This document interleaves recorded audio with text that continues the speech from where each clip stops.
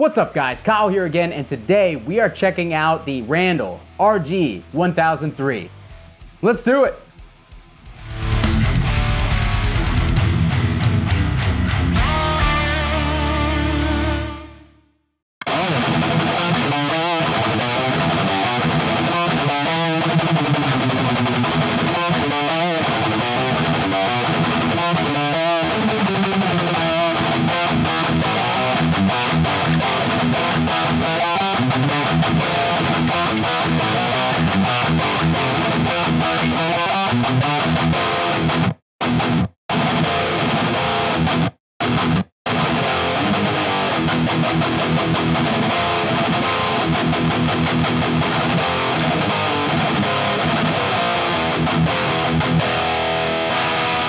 Alright, hope you guys are doing great out there today. If this is your first time here at my channel, my name is Kyle, and what I do is I take awesome high gain amplifiers, guitar cabs, speakers, pickups, and overdrives. I record them with a simple SM57 setup, and I give you the unprocessed audio on your end. So if you're into E-standard thrash riffs, drop C hardcore riffs, and dudes that are about to crush an entire bag of pork rinds by themselves, you're in the right place. Consider hitting the like button and subscribing on your way out so you don't miss any more of my stuff. Thanks! Alright guys, I'm gonna keep the intro short today because truthfully, I don't know much about this amp and I didn't have time to research it. The only reason I even have it here in this room is because I bought this amp, a crate 4x12 cab, and a Randall 412 XL straight cab with UK Celestion vintage 30s for a package deal of 300 bucks. Kind of a no-brainer considering this amp is worth 300 bucks by itself and the crate cab is worth about 120 bucks, so those are already gone, and I got myself a free Randall 412 XL cab. But anyways, yeah, I don't know anything about this amp. The person that I bought it from said that this was a Dimebag amp. Every Randall solid state amp somehow or another seems to be a Dimebag amp, I've noticed. I don't know much about the history of what Dime used as far as the Randall stuff, but it just seems to be like every Randall solid state amplifier now has that weird Dimebag mystique about it, so I don't know if that's true or not. Let me know down in the comments whether that is completely off base or whether he did actually use this amp. Either way, I'm happy to sit here and demo it because honestly, I think that the Randall solid state stuff that I've played up to this point has been pretty impressive. This amp is no slouch either, so it's pretty cool to be able to discover amps like this in the solid state realm that actually deliver in spades and cost you next to nothing. So that intro track, I was using my Schecter PT SLS Elite with the Fishman Fluence modern pickups. I had the NARC Overdrive engaged. We're gonna turn that off. I'm gonna go over to channel 2 on this amp. I really am gonna be discovering this amp with you guys for the first time because I literally plugged it in for the first time.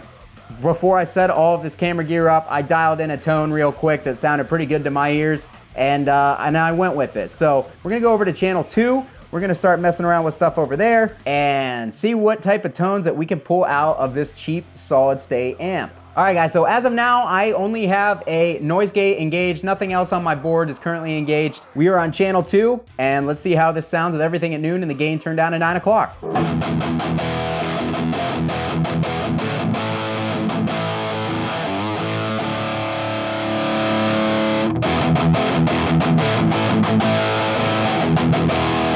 All right, now we got the volume. I'm not sure why it's so much quieter on this channel, but I dropped my pick. Hi. All right, so yeah, everything's still at noon. I've got the gain at about 11 o'clock.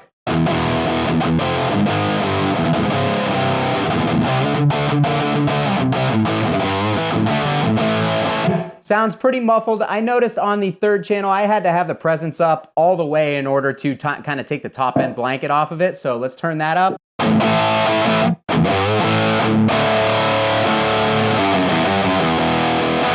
All right, so that does better. Let's bump it up all the way.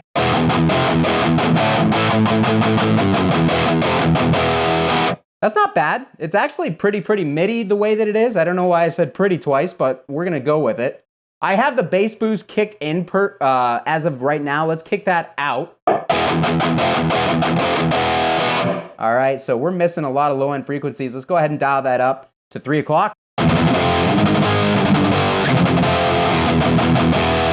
For some reason, that seems to change the entire structure of the gain, pushing the bass that high. So let's dial it back. Let's kick the bass boost in.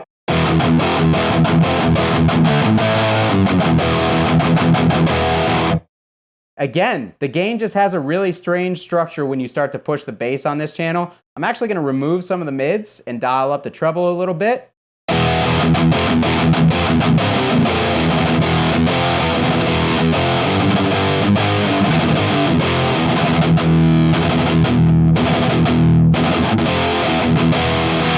Okay, so that's kind of odd. It just sounds like it's like really broken up as soon as you start to push the bass anywhere above noon on this channel.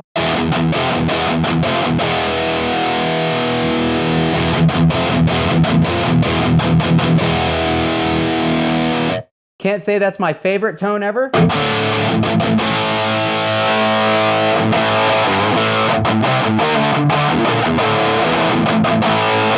It's very, very MIDI. Let's engage the mid scoop.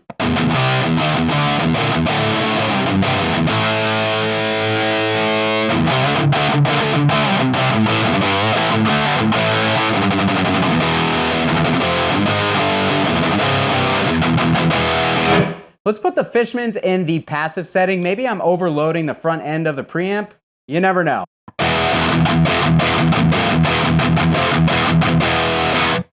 It does sound better like that to my ears, but it still has that same weird broken up thing going on. Let's go ahead and bump that gain up to 1 o'clock.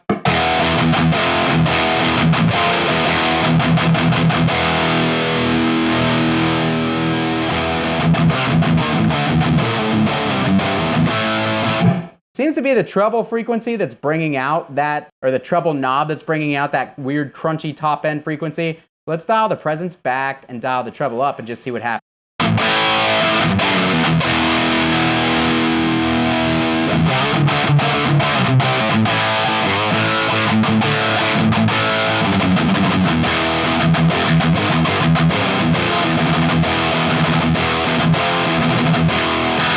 All right, so it's just kind of weird.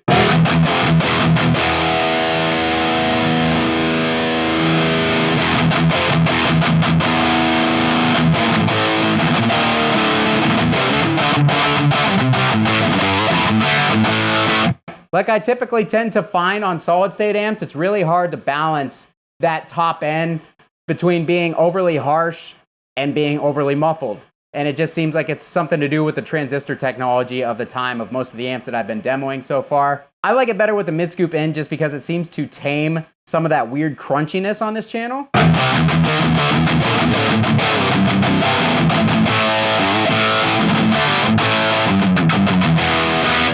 All right, so not my favorite tone ever. We're gonna go ahead and kick in a good old-fashioned tube screamer and pull the gain back a little bit, and let's see how that sounds.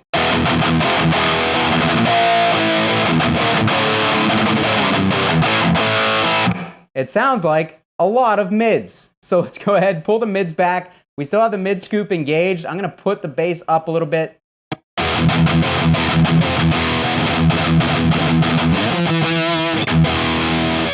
It is not my favorite tone. It's a little bit harsh up top. I'm definitely liking channel 3 better so far.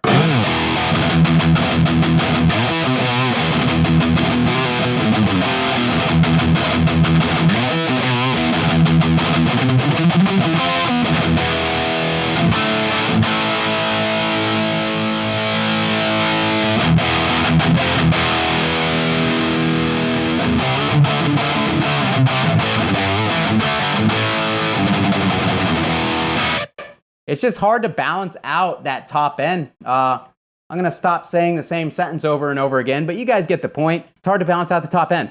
We're gonna engage the NARC, which seems to be a little bit more of a spikier overdrive in the upper mid frequencies, but keeps more low end intact.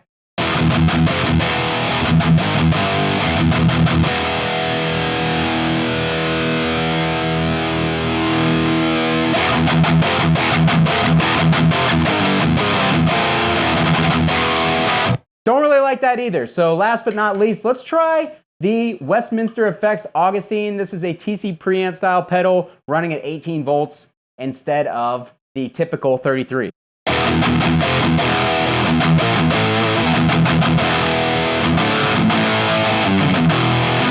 And it's overloading the front end. So, all right, channel 2 on this amp is kind of like almost there, but in my opinion, it's a little bit of a dud. The gain structure is just really unpleasant. I'm gonna go over to channel 3.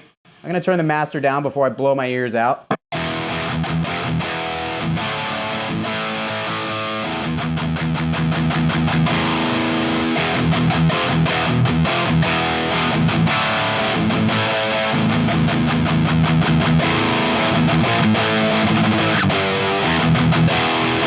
All right, let's kick that mid scoop out and bring the mids back down.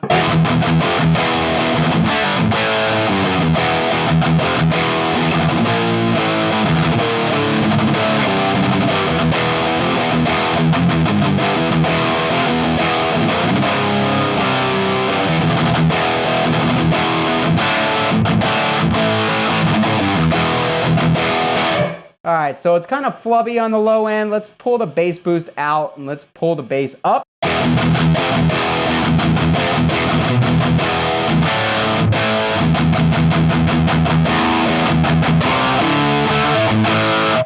Back into the active mode of the moderns. Oh my God.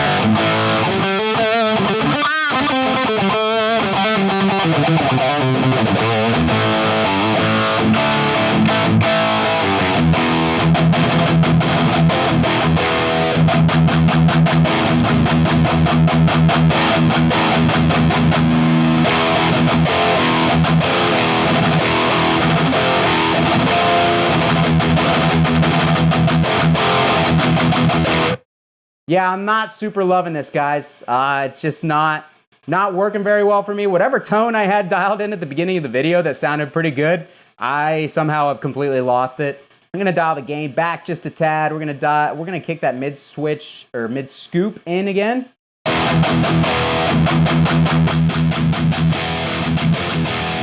Seems to smooth things out quite a bit.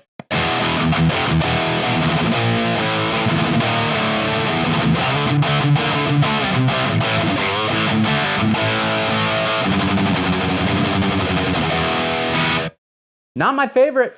Whatever good I had going on in the beginning of the video is kind of gone. Let's kick in the Electric Eye Mud Killer and let's kind of see what that offers us.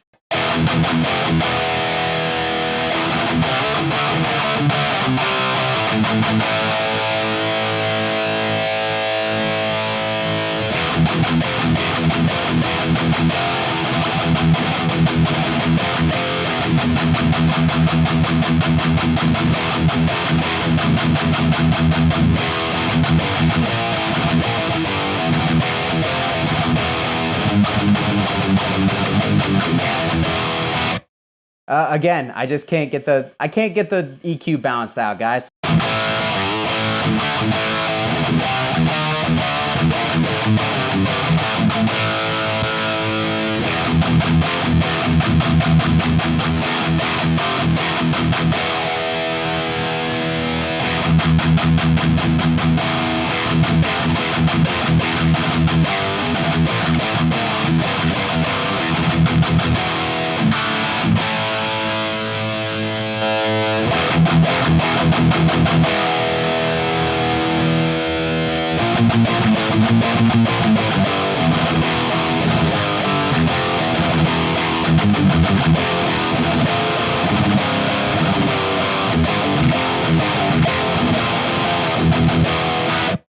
All right, so that was a lot of playing with not a lot of talking. It just seems like there is a blanket over the speakers effect going on with the amp that I can't quite get rid of. I'm gonna grab a different guitar and see if maybe we can kind of get rid of that using something else, something that has a different frequency response than the Fishman, and maybe that'll fix what I'm not liking about this, but kind of curious to see what you guys think on your end. All right, guys, I now have my Balaguer Espada with the Evergreen pickups. These are like a slightly hotter PAF style pickup, so they're gonna be brighter, a little scoopier than the Fishman Moderns were, and they're gonna be a lot less output.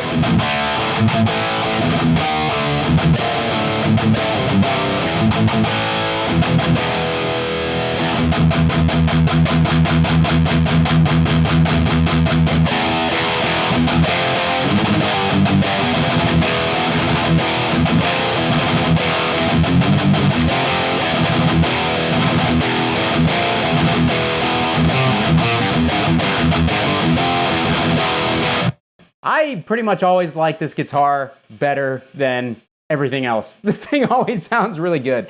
Let's turn the mids up a little bit, a little less top end.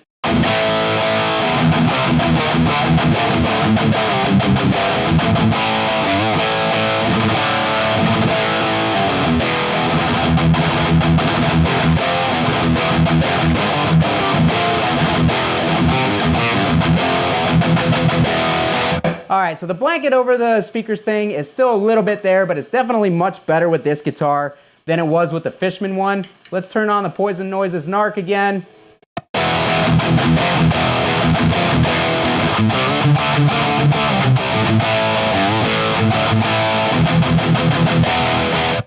Okay, so again, we're a little bit muffled. Lastly, let's turn on that Tube Screamer and let's see how this interacts, because that's probably gonna be the most common overdrive that somebody's gonna pair with something like this amp.